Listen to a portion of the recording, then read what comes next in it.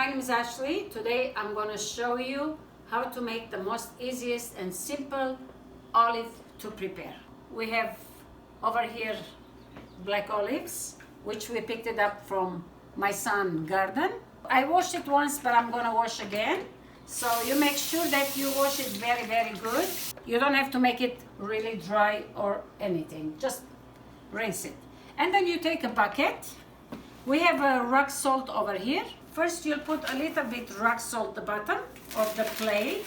There's no recipe, there's no measurement. You don't have to stress or worry or anything.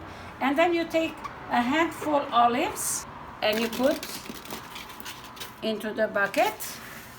You put again some salt to cover the olives. Again you take the olives and you put again, kind of spread it. What it does the salt burn the olives and take the bitterness out. Do not eat the olive when you pick them up because it's very, very bitter. You see here, I'm putting olive and salt, olive and salt. What kind of salt you need? It's a rock salt.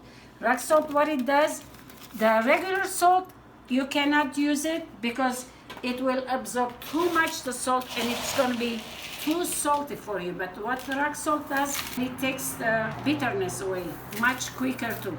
And you leave like this way for a day. So what you have to do now, once a day or every other day, it doesn't matter, you'll mix it.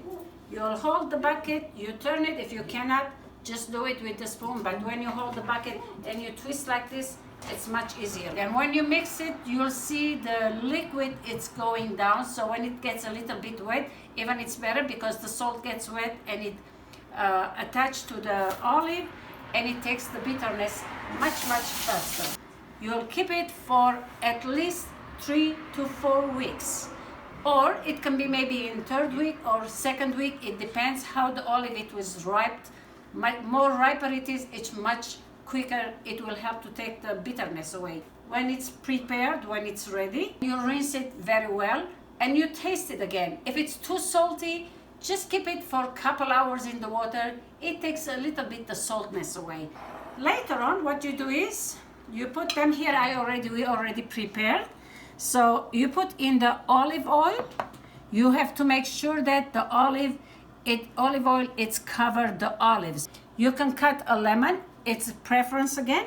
You put chili pepper in it if you like a little spicy. What you do, you just slice the pepper, make sure it's washed so it doesn't contaminate anything. So it's the lemon. Cut it in 4 pieces or slice them and put it inside and then tidy it up, close it good. Like you see the pepper here. After you slice it, there is one over here.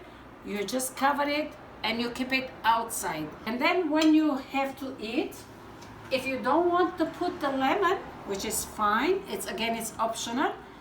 What you do, you just take a little bit olive, as much as you're gonna eat, for example. You put this in a plate. So when you have the olive, when you eat, you can always squeeze lemon on it. If you're not gonna put on top, and you will taste it. This is the way we eat. And believe me, no matter how much olive I put, it will go away. We eat this at breakfast or sometimes at night when you have a little cheese and bread. This is Middle Eastern, that's what we do.